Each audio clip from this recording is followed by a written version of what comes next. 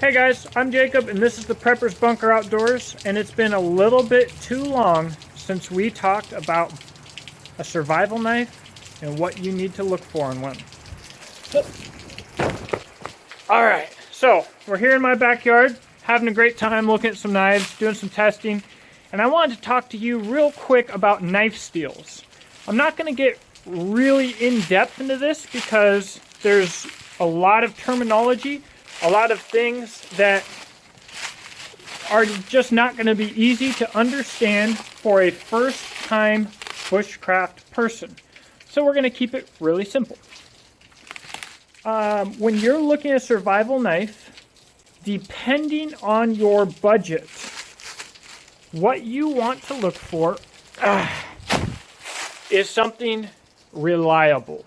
And what that means is today everybody is trying to sell you how long a knife can stay sharp. What I need you to understand and think about is the fact that how long your knife can stay sharp is irrelevant if after it's gotten dull you can't sharpen it back up and if it breaks. Okay, so when you're thinking about choosing your first survival knife, what you want to look for is ease of sharpening and toughness. That often comes with a high carbon steel blade. I'll give you a couple of examples. At a relatively low Rockwell hardness. Now the first thing we need to talk about, or one of the things we need to mention when we're talking about steels, is that one steel is not harder than the next because it's steel. Almost all knives are between 57 and 61 Rockwell. Really, almost all knives that you're going to look at are between 57 and 59 Rockwell. Doesn't matter if it's some new crazy super steel or if it's some basic steel that's run to the mill and cheap. Okay, so what does that mean for you? What steels are you going to be interested in when looking for your survival knife if you don't know a whole lot about what you're looking at? 1095 can be great. It's probably the most common steel that you're going to see. It's not ideal from everyone, and a lot of makers run it really hard to keep edge retention high. The 9.5 in 1095 is stands for the, long story short, kind of the percentage of iron carbides in the steel. The high percentage of iron carbides in the steel make it hold an edge a long time, but on the flip side of that, make the knife weaker. So it is a great steel to go with, especially if you go with someone like Essie, who you can be rest assured their heat treat for production company is on the money. But so it's great. Basically, I mean, if you're going with the production knife, Essie is just the way to go, guys. 1095 CV or Crovan is what K-Bar and Becker uses. It's also a phenomenal steel, and it's actually 170-6C Sheridan, I believe from Pennsylvania. But anyways, it's a great steel. It's been used a really long time by American companies. It's good stuff. Other steels you want to look at, anything between 1070 and 1095. So there's commonly there's 1070, 1075, 1080, 1080 plus, 1084. I don't know if I ever heard of a 1090, but 1095.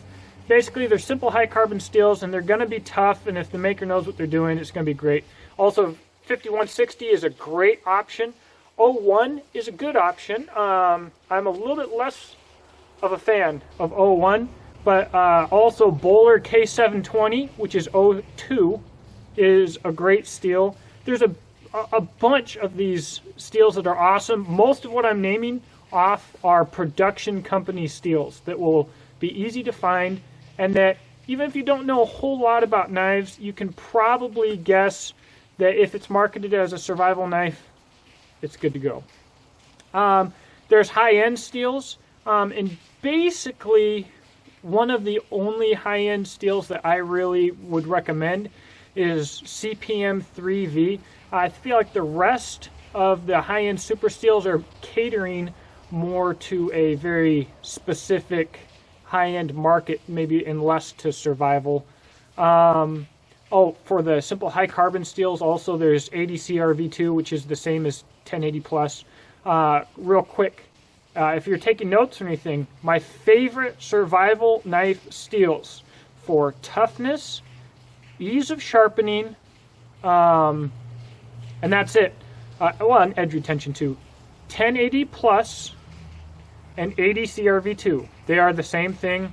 They are, in my opinion, the cream of the crop, having the toughness, both lateral toughness and edge retention of CPM 3V, which I mentioned just a second ago. So super tough, but also super easy to sharpen, which 3V is not always. So it's a win-win. As far as corrosion, guys, and stainless steels, I know a lot of new people are going to be looking into that. They're not used to taking care of their knives, so that is something that has been marketed to them more heavily. And, man, it's kind of a crap show, guys. A lot of even really good stainless steels, you take them out and when it's freezing or below freezing in harsh conditions, and they'll snap. Just ping, gone. One steel that I've had phenomenal experience with, even in large knives, is 12C27 from Sandvik. It's a, I'm certain it's a Swedish, Sandvik is a Swedish company. Man, if I screwed that up and mixed that up, though, someone's going to hang me. But Sandvik steel, it's great. It's simple. It's got a really fine grain structure. It's actually quite similar to the 440 series of steels that most people are used to. But I think they just do it better. I don't know. They get a fine grain structure. It's just good stuff. But really, guys, here's the thing. People are always talking about, oh, I just look at my knife and it rusts and blah, blah, blah. Look, if you're not leaving your knife in a drawer and forgetting about it in the sheath, you're probably not going to have rust issues. I carry a high carbon steel ADCRV2 knife every single day. This is a custom from Paul LaRocca. Incredibly tough, even for its tiny size. Not that I'm saying this is a survival knife, guys, but incredibly tough, super easy to sharpen, just gets ridiculously scalpel sharp. And I use it every day, rain or shine, sweat. It gets this dark color on it. That's what you want. That's called a patina. And that's going to make it last a little bit longer without rusting. But basically, the best way to keep a knife from rusting is to use it, guys. Seriously, just keep using the crap out of it all the time and get a rust eraser. Once you get the rust eraser, if it starts rusting, bust it off with the rust eraser. It'll leave a patina and you're good to go. Guys, there's so much marketing out there. Everybody wants to market something crazy to you. If people are talking about how a knife is $10.95 and it's so tough because it's built like a pry bar or crowbar, it's got a really thick edge, you don't want it. You do not want a survival knife that has an edge that's too thick to do knife tasks. Otherwise, you might as well just bring a crowbar. So, there's a lot of things to think about.